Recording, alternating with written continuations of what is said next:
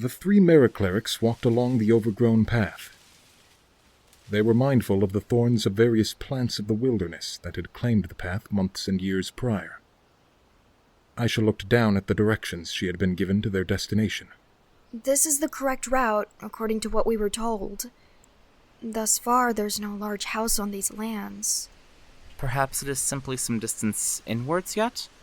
That is an option. If it's as big a house as we were told, it likely belonged to nobles with more money and land than they had sense. I say, if we don't find it in another hour, we simply return home and burn the tome. I say we give it to the High Priest. Let him decide what we do with it and how we proceed. If we don't find this house... We did detour from our return trip home to update the High Priest. We all know that we cannot take too long or else he will send out others to find us. And I would certainly hate to worry our friends over almost nothing. Fair. So we give it another hour. If we find nothing, we turn and head back to Mirefall. Exactly. So we keep following this path? That sounds like a good plan to me. The three Mera clerics continued on their way through the wilderness. Torn between their cleric obligations, the seeming lack of urgency in the situation, and being weary from travel, they mostly hoped that nothing would come of the tome they had acquired. So that might be it? It fits the description. So we take the same precautions as we would when we move in onto a necromancer's property. That's likely the right plan. Shall we? Do we really have a choice? At this point, I don't think we have much of an option. Then, let's go. After some time had passed, a large building became visible off in the distance. The three clerics moved forward, toward the building. 1 week ago, outside Tayir Pass, the small caravan of merchants had set up their makeshift shops. The area selected was a heavily traveled area for many of the nearby towns. The forest trees provided shade during the majority of the day. This allowed the merchants feelings of comfort that were often unavailable due to location. Elata, an elderly halfling, placed the last of her wares on the bookshelf. She was an oddity for her age, as well as her business policies. Unlike the younger shopkeepers, she believed that a bartering system allowed both parties to benefit. It was one tradition from her youth she had intended to keep alive so long as she was able. Elata watched patiently while travelers on foot and horseback came and went.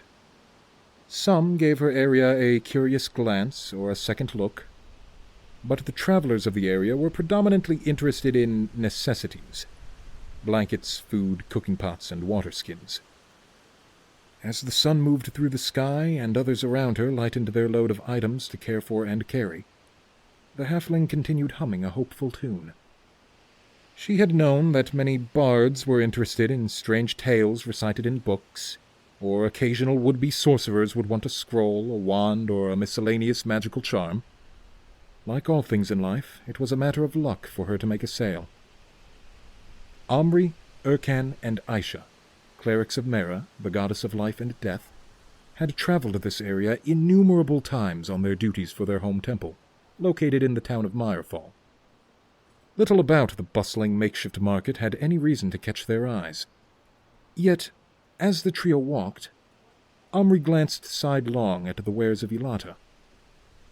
After a moment he glanced away, only to perform a double take and look once more at the books that she had used to line her shelf. The cleric shook his head in disbelief as he slowly made his way towards her stall. After a moment his companions stopped, realizing that Omri was no longer following them. The two turned and doubled back, Ercan being the first to approach his fellow cleric. Huh? Omri? What's the matter? Did one of these books look that interesting you couldn't ask us to stop? Look! Omri indicated an ornately bound volume on the halfling's shelf of books.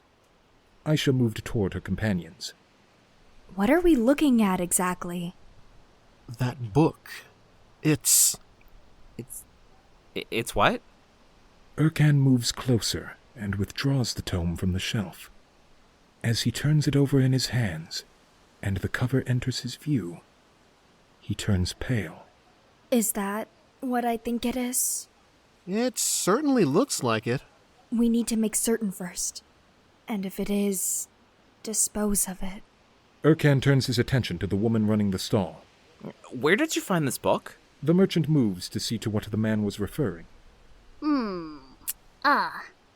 That was traded to me by an interesting woman.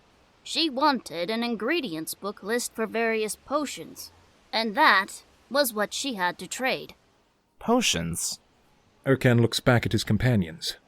Omri took a deep breath, realization about what this could have meant crossing his mind.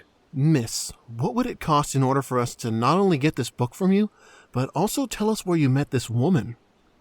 I am one to take whatever you can trade for my various items, but the woman I bought it from,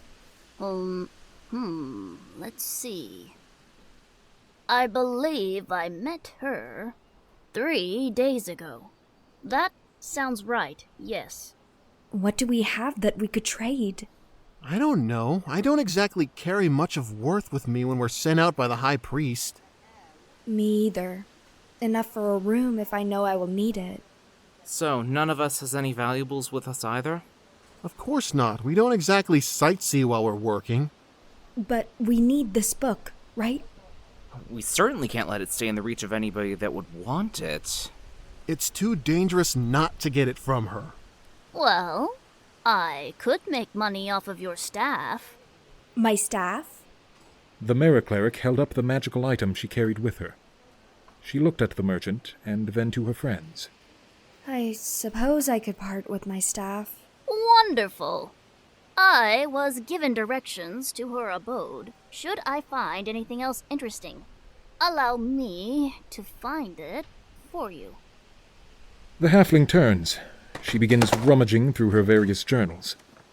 Aisha placed her staff beside the older woman's wares. Moments later, Elata placed a piece of parchment before the 3 Mara clerics.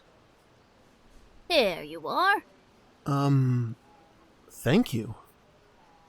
Are you sure about this, Aisha? I know that we have a duty, but... I can cast spells without it, and we have a task that needs to be completed.